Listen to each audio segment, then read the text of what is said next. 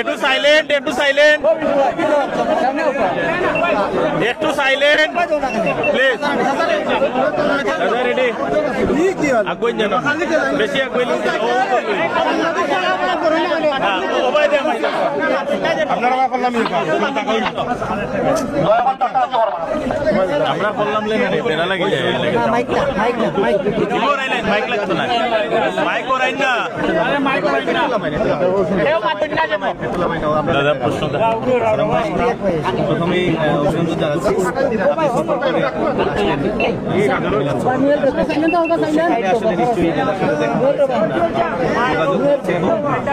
এই প্রেক্ষিতে আপনি একটু বলবেন আসলে সামনে নির্বাচন, প্রথমে আপনার কথা শুনবো আসলে সফরের কথা।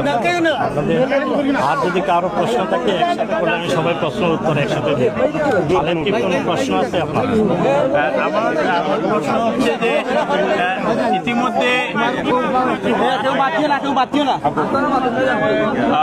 ইতিমধ্যে সারা দেশব্যাপী আমরা যেটি দেখেছি যে বিএনপির প্রার্থী তালিকাও প্রকাশ করা হয়েছে, যেটিকে প্রাথমিক তালিকা বলা হচ্ছে। আসলে আপনি তো ইতিমধ্যে আমরা যতটুকু জানি আপনি যুক্তরাজ্যে সফরে গেছেন, নিশ্চয়ই ভারপ্রাপ্ত চেয়ারম্যান মহোদয়ের সাথে দেখা হয়েছে। সেখানে আসলে এই তালিকা নিয়ে কোনো কথা তিনি বলেছেন কিনা, কিংবা আপনি কি মনে করেন যে এটি প্রাথমিক তালিকা, পরবর্তীতে চূড়ান্ত তালিকা আপনার দল প্রকাশ করবে কিনা, এই বিষয়ে একটু বলবেন আমাদের। বিসমিল্লাহির রহমানির রহিম। আসসালামু আলাইকুম ওয়া রাহমাতুল্লাহ। আপনাদের সবাইকে অসংখ্য ধন্যবাদ জানাচ্ছি। প্রথমে আমি আসলে যুক্তরাজ্যে গিয়েছিলাম আমার ব্যক্তিগত কাজের সংক্ষিপ্ত একটি সফরে, এবং সফর শেষ করে আমি আজকেই এসেছি এবং আসার সাথে সাথে এখানে হযরত শাহজালাল রহমতুল্লাহ আলাইহি মাজার জিয়ারত এবং নামাজ আদায় করে মাজার জিয়ারত করে এখন আমার বাড়ির উদ্দেশ্যে রওনা হব। আমি ইতিমধ্যে আমার নির্বাচনী আসন সিলেট 3, দক্ষিণ সুরমা, ফেঞ্চিগঞ্জ এবং মালাগঞ্জের বিভিন্ন পর্যায়ের নেতৃবৃন্দ সহ সাধারণ জনগণ এখানে সবাই উপস্থিত হয়েছেন। আপনারা দেখতে পাচ্ছেন একটা বিশাল সমাবেশের মতো রূপ ধারণ করছে। সেটা একটা ভালোবাসার বহিঃপ্রকাশ আমি মনে করি। আপনারা ইতিমধ্যেই জেনেছেন দেশ ও জাতি আসলে একটি অবাধ, সুষ্ঠু, নিরপেক্ষ এবং একটি ট্রান্সপারেন্ট ইলেকশনের দিকে আগাচ্ছে, এবং একটি নির্ধারিত টাইম ফ্রেমের মধ্যে ইনশাআল্লাহ জাতীয় নির্বাচন অনুষ্ঠিত হবে বলে আমরা বিশ্বাস করি, যেটা ইতিমধ্যে আমাদের প্রধান উপদেষ্টা রিএশ্যুর করেছেন যে ফেব্রুয়ারির প্রথমার্ধেই জাতীয় নির্বাচন অনুষ্ঠিত হতে যাচ্ছে। ইনশাআল্লাহ বাংলাদেশ জাতীয়তাবাদী দল এই নির্বাচনে অংশগ্রহণ করতে যাচ্ছে এবং নির্বাচনের জন্য সম্পূর্ণরূপে প্রস্তুত।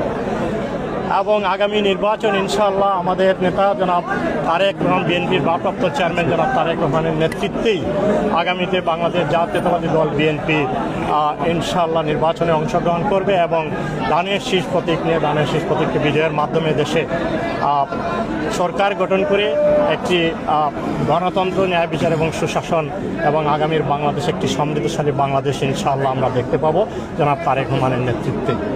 আজকে আসলে এখানে বক্তব্যের কিছু নেই। আমি অত্যন্ত আবেগ আপ্লুত যে আমার নির্বাচনী এলাকার মাত্র এক সপ্তাহের ব্যবধানে আমাকে দেখতে পাননি। এক সপ্তাহের ব্যবধানে এত মানুষ, আমার প্রাণপ্রিয় সহযোগিতা সহকর্মীরা এখানে এবং এলাকার জনগণ এখানে এসেছেন। আমি আমার নেতা জনাব তারেক রহমান সাহেবের পক্ষ থেকে, আমার নিজের পক্ষ থেকে, দেওয়ার পক্ষ থেকে, আমার নেত্রী দেশনেত্রী এবং খালেদা জিয়ার পক্ষ থেকে সবাইকে অসংখ্য তারেক রহমান সাহেবের দেশে ফেরা নিয়ে জানাচ্ছি। আর নির্বাচনের ব্যাপারে ইতিমধ্যে আপনারা দেখেছেন, আপনারা নিজেরাই জানেন যে তালিকা যেটি ঘোষণা করা হয়েছে সেটা আপনারাই জানেন।